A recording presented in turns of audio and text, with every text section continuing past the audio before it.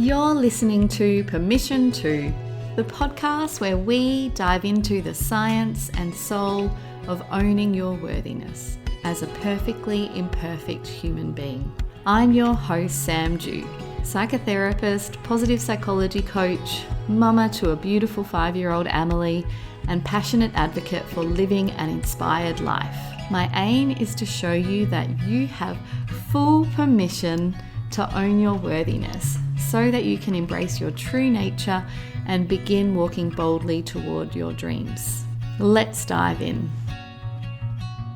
Hello, lovelies. I am here today with another episode. Today, we're going to talk about permission to raise your standards in relationships to reflect your worthiness, to reflect your self-worth, which is essentially how you see yourself, how you think about yourself, how you feel about yourself. And this episode has come out of so many different conversations, one-on-one with coaching clients. We've been in Conscious Relationship Month in Permission Granted, my 10-month container. And obviously whenever I share thoughts and reflections and experiences working with the amazing humans that I coach and support, I always share in a way that's very vague and non-specific, so that, confidentiality and privacy is always so key here. But these are just more general themes that have been coming up around friendships and relationships, and I've been meaning to do this episode for a long time.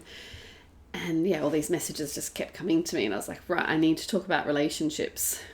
So firstly, I wanted to talk a little bit about conscious relationships and why I think relationships and friendships are so powerful, especially because I am Gestalt trained, which is a type of psychotherapy and way of looking at the world that's very holistic.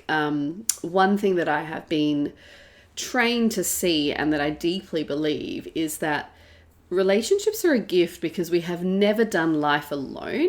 Even in the womb, we were always adjusting to our relationship, to space and time, to being in our mother's belly, to acceptance and non-acceptance. And we have been relating to others our entire lives.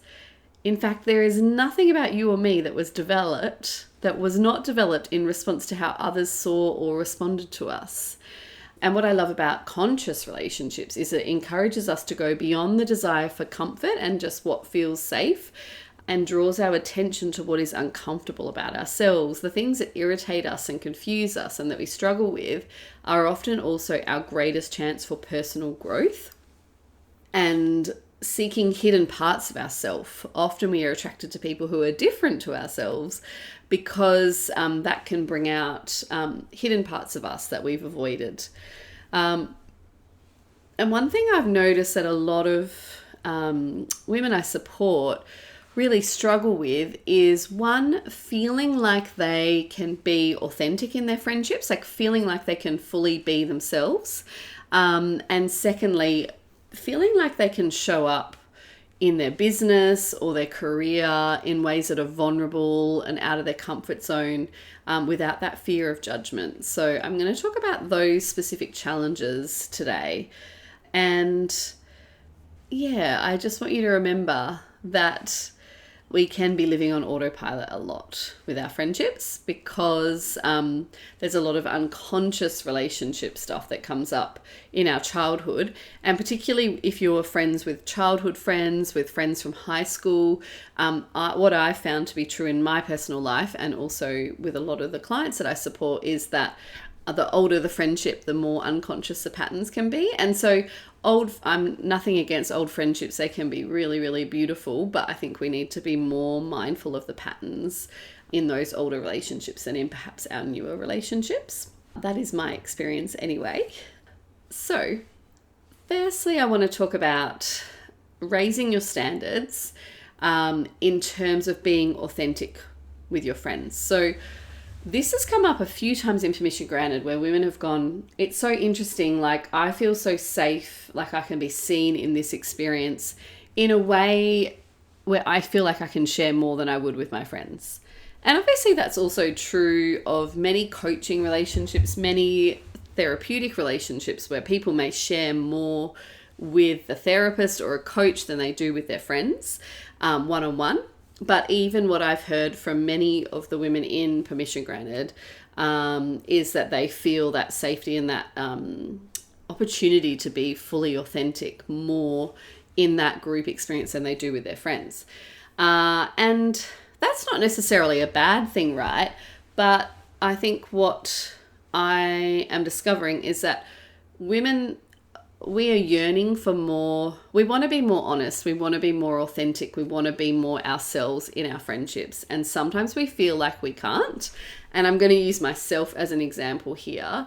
What I found is that through every stage of my life, I have changed. And sometimes friendships don't keep up with that change. So, for example, when I moved to Melbourne, so I, grew up in Perth for most of my teenage years, and then I moved to Melbourne, and I just found so many new friends that I felt like I could just be so myself with, because I had made those friendships in the most up-to-date kind of authentic version of me. Whereas some of my older friends that I had known since I was a teenager, I felt like they kind of knew an older version of me. And this is where you have to take responsibility for the way you show up, right? Like, I, for whatever reason, didn't always feel like I could fully be myself with some of those older friends, because I'd changed so much. And I think people just start to get comfortable with you and expect you to be the way you always were. And so I guess when I moved back to Perth, what I found was I had to be really discerning about which friendships I kind of nourished and picked up again, and which friendships were maybe, it's okay. And I know some of you may need to hear this. It is okay to let go of old friendships if they are no longer serving you. Just because you've been friends with someone for a really long time doesn't mean that you have to keep being friends with them just because you've known them for a long time. And you are worthy of being in relationships and being in friendships where you feel like you can be your authentic self. So, firstly, just pay attention when you're with people, when you're with your friends. Like, do I feel like I'm being myself here? Or am I filtering myself a lot? Do I feel unsafe, or like I need to wear a mask or put a certain appearance or presentation, to be good enough for these friends? Am I filtering myself? So just begin by that awareness piece that I always say we need to start with first, of just, paying attention. And remember, when I say raise your standards in relationships to reflect your worthiness, I am not saying like that you are then better than that person or that friendship that you've decided to let go of. It might just be it's the relationship. It's not the person, it's the relationship. You are not the relationship. They are not the relationship. The relationship is like a third entity. And sometimes relationships just aren't working anymore. And so this has come up a bit as well, that I find a lot of small business owners, but this is probably also just as relevant to emerging leaders in the workplace. But particularly for small business owners, we often have to show up on social media and we share more maybe than non-business owners do. And we need to be really brave and put ourselves out there if we want to actually become magnetic and attract clients and draw clients into our world, right? And I have heard from a number of clients something that I find really hard to hear, I guess, but that, they've experienced, there's either been like a fear, like, okay, well, I won't show up on social media because what will my friends think? And if you've got that fear, always an invitation to remember that you don't actually know what people think about you. You're not a mind reader. So firstly, invitation to remember that actually you don't know, unless they've said something to you, you don't know that they're judging you. But I have also sadly heard of some stories of people's really, really old friends actually being really judgmental, being really negative, not being very open-minded about the online world, the online business community, and the way that coaches and people, who are creating an online business show up. And I think that's really not okay, right? Like if I think everybody deserves friendships with people who are cheering them on, who want them to succeed, who aren't judging them, and who are, prepared, even if they don't know what it's like to be an online business owner, to be able to have a bit of empathy, imagine what it would be like to be creating, like creating reels, creating podcast episodes, creating stories on Instagram. All of those things are not easy. And I think that, that's something I'm trying to, have so much more compassion and so much more understanding for any of my friends who are new to business. But even those who have been there, been in business for a longer, that it's not easy to show up. And the way that the world online works right now is that often you can feel like you're just communicating in an echo chamber. There's not always a lot of feedback. And so, I think that everybody deserves to have friends who, who are there. They feel like they're energetically cheering them on. They don't feel like they're behind their backs, or even openly kind of bagging the world of online business and things like that. And okay, of course, it's okay to have different opinions and things like that from your friends. And I sometimes love a really fierce debate if it's kind of okay with both people. But I think that judgment and putting friends down and things like that isn't okay. And this is where, if it's an old friendship, I invite you to step out of autopilot, to really look at the relationship. It's not about judging the other person. It's about looking at the relationship between the two of you. How does it feel? How do you feel when you're with that person? Are they believing in you? Are they cheering you on? Do you feel like they're like on your side? That they're your safe place to rest, essentially, in a friendship, that you can be yourself. Because this is a important conversation to have.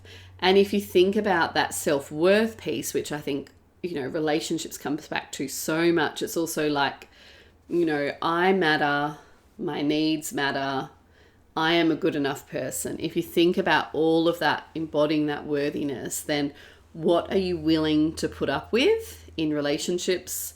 What do you want to work on, and what do you want to let go of? So, it might not just be a straight away, no, this friendship isn't working for me. It might be, okay, I really want to be more authentic with this friend, but for whatever reason, I don't feel like I can be. Am I putting some barriers up? Like, have I got a wall between me and them? And can I try and work on being a little bit more authentic with them? Or actually, is this a friendship that isn't good for me anymore? So they're really hard questions to ask, but I believe that another part of self-worth and worthiness is actually like really valuing our time. We all live really full lives now, and it's so important that we be discerning, that we don't just say yes to, things that we don't want to do. So I think that's really important as well. And the other thing is, I just wanted to say as a side piece, I don't love the whole low vibe, high vibe conversation. Like, I'm only here for high vibe friendships and stuff like that, because I think that, this is a complex, layered conversation, right? But when you say you only have time to be around people who are high vibe, what does that mean if one of your like best friends, is depressed or is really struggling with something? Let's say they've just lost their job or they've just been through a breakup, does that mean we're only there for the friends, that are high vibe, that are, always positive and, fun to be around and all of that? I think that messaging is really, we have to be really careful. I find it quite toxic, actually. And I think it can make people feel quite scared to be vulnerable. There's also this fear of, well, I want to be authentic with my friends. I want to be vulnerable and tell them what's going on with me, but I don't want to then be seen as like this negative person that's really hard to be around.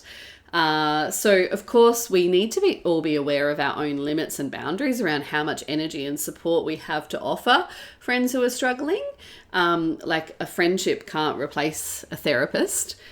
And but we also at the same time don't want to just say, oh, I'm only here for high vibe people, because that, puts up a massive wall between you and your friends that might be feeling vulnerable, who want to share, who want to really, truly share.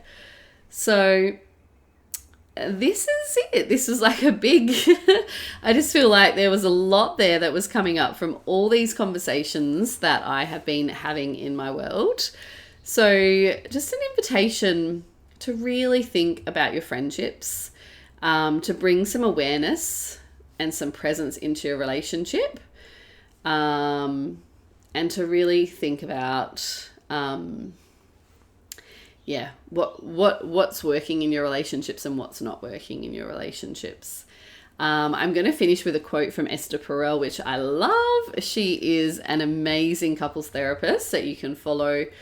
So the tension, the dance for me is very much at the core of being human. Freedom and responsibility, which probably is kind of the core of existential thinking.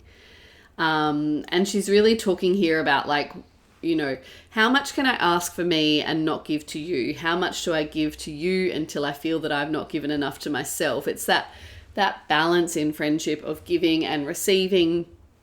It's not always going to be 100% equal, but you feel in your relationship within the energy if it's right or not.